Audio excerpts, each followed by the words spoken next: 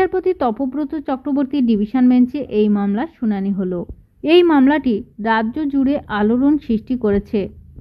মামলার শুনানিতে বিচারপতিরা দুর্নীতির বিষয়ে কঠোর মনোভাব প্রকাশ করেছেন। যদি প্রশাসনিক আধিকারিক এবং মন্ত্রীদের জড়িত থাকার মতো বড় ধরনের দুর্নীতি দেখা যায়, বিশেষ করে যদি টাকার বিনিময়ে চাকরি পাওয়ার অভিযোগ ওঠে, তাহলে বিচারপতিদের কী করা উচিত। তিনি আরও বলেছেন যে বিচারপতিরা এই ধরনের দুর্নীতিকে উপেক্ষা করতে পারেন না। আদালত জানিয়েছে যে প্রাথমিক শিক্ষা পর্ষদের দেওয়া নথি থেকেই প্রাথমিক শিক্ষক নিয়োগ প্রক্রিয়ায় দুর্নীতি অনিয়মের প্রমাণ উঠে এসেছে।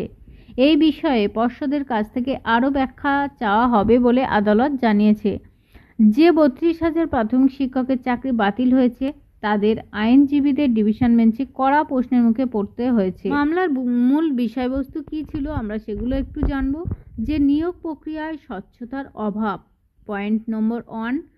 পয়েন্ট নম্বর 2 ছিল অনেক অযোগ্য প্রার্থী টাকার বিনিময়ে চাকরি পেয়েছেন বলে এমনটাই অভিযোগ করা হয়েছে। 3 নম্বর কি না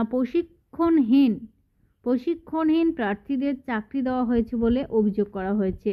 সব শেষের পয়েন্ট হচ্ছে নিয়োগের ক্ষেত্রে সংরক্ষণ নীতি মানা হয়নি বলে এমনটাই অভিযোগ উঠেছে। তাহলে এই মামলার ভবিষ্যৎ কী হবে, কতটা তাদের ভবিষ্যতের উপর প্রভাব পড়বে আমরা একটু জেনে নেব।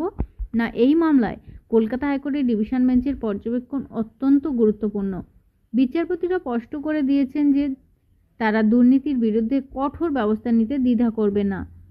যদি দুর্নীতি প্রমাণিত হয় তাহলে কিন্তু দোষীদের বিরুদ্ধে কঠোর ব্যবস্থা নেওয়া হবে বলে আদালত সূত্রে জানানো হয়েছে।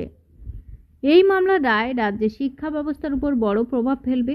যদি আদালত চাকরি বাতিলের সিদ্ধান্ত বহাল রাখে, তাহলে কিন্তু বহু শিক্ষকের জীবন অনিশ্চিত হয়ে পড়বে।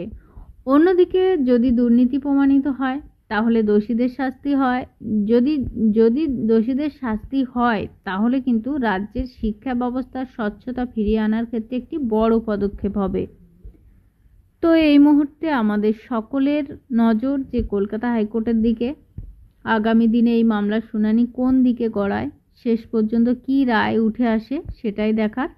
এই মামলাটি কেবল 32,000 শিক্ষকের ভবিষ্যৎ নির্ধারণ করবে না, বরং রাজ্যের শিক্ষা ব্যবস্থার ভবিষ্যৎ রূপরেখা নির্ধারণ করবে।